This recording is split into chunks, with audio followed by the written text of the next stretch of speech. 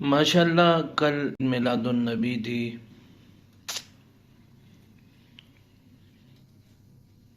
سارے بھوپالیوں نے اس کو خوب زور شور سے منایا، ڈی جے بجایا، اس پہ ناچ گانے بھی کرے۔ لیکن اگر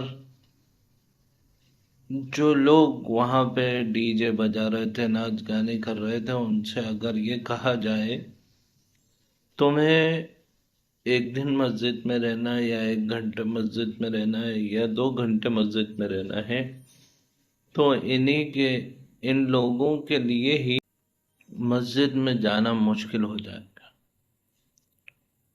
اللہ کے نبی مسجد میں اپنا وقت گزارا کرتے تھے، اللہ سے مانگا کرتے تھے، ایسے ڈی جے بجا کر ناچ گانے اگر اس وقت میں بھی ہوتے تو نہیں کرتے۔